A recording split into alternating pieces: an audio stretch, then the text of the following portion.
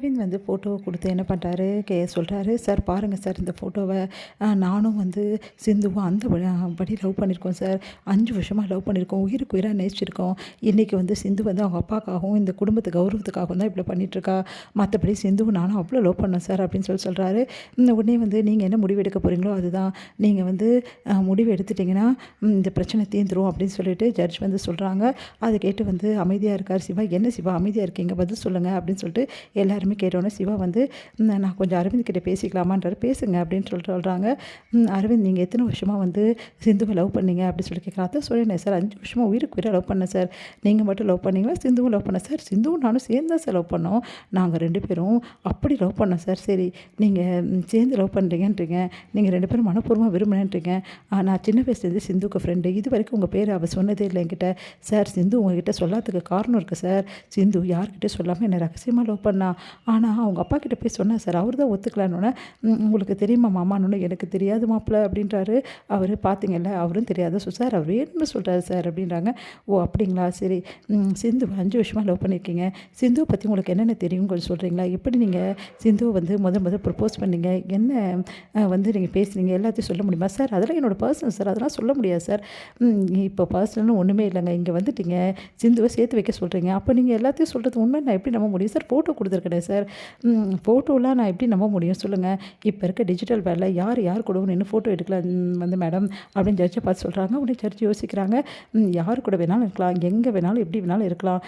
எந்த ஃபோட்டோ வேணாலும் வேறு மாதிரி வந்து மாற்றுறதுக்கு இப்போ இருக்க உலகத்தில் சாத்தியம் அப்படின்னு சொல்கிறாரு. அதை கேட்டு எல்லாருமே அதிர்ச்சி அடைகிறாங்க.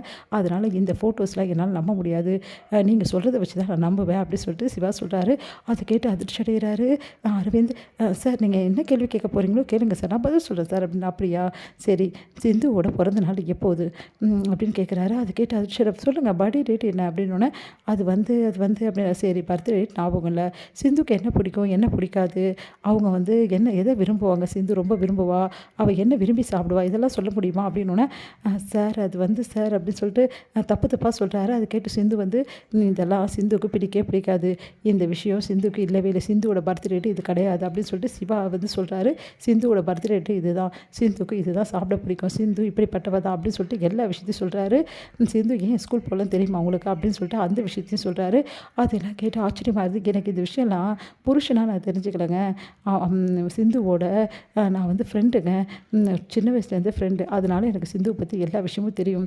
எனக்கு ஒரு ஃப்ரெண்டாக தெரிஞ்சு எனக்கு விஷயங்கள் கூட நீங்கள் வந்து லவ்வர்னு சொல்கிறீங்களே, உங்களுக்கு எதுவும் தெரியல, அப்போ எப்படி சார் நீங்கள் லவ்வர் அப்படி சொல்லிட்டு கேட்குறாரு.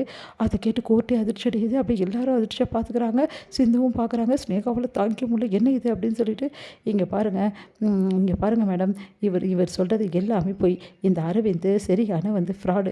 இந்த ஃபோட்டோஸ் எல்லாமே ஃபோர்ஜரி பண்ணி தான் எல்லாமே ரெடி பண்ணியிருக்காரு. இவர் சொன்னதில் எந்த உண்மையும் கிடையாது. சிந்துக்கும் இவருக்கும் எந்த பழக்கமும் கிடையாது. சிந்து முன்ன பின்ன இவர் பார்த்ததும் கிடையாது, பேசுனதும் கிடையாது. யாரோ சொல்லி தான் இதெல்லாம் செஞ்சிட்ருக்காரு. முதல்ல இவர் கஷ்டத்தை எடுத்து விசாரிச்சிங்கன்னா எல்லா உண்மை வெளியே வரும் அப்படின்றாரு. அதை கேட்டு அதிர்ச்சியாக அரவிந்த் அப்படிலாம் இல்லை, நான் சொல்கிறதா உண்மை அப்படி சொல்கிறாரு. உண்மைன்னா அதை நிரூபிக்கணும்ல, உங்ககிட்ட ஃபோட்டோ தவிர வேறு என்ன சாட்சி இருக்குது நிரூபிக்கிறதுக்கு அப்படின்னு அதிர்ச்சி அடைகிறாங்க. அந்த ஃபோட்டோஸும் உண்மையான ஃபோட்டோஸ் தான், இது உண்மையான ஃபோட்டோவோ போலியான ஃபோட்டோவோ நீங்களே வந்து ரெடி பண்ணீங்களா அப்படின்னு எனக்கு தெரியும் அப்படின்றாரு.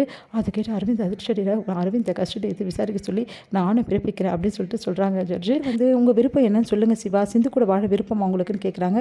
எனக்கு மனப்பூர்வமான சம்மதம் சிந்து கூட வாழ்கிறதுக்கு அப்படின்னு சொல்லிட்டு சிவா சொன்னேன்னு ஸ்னேகா உட்பட எல்லாம் அதிர்ச்சி அடைகிறாங்க.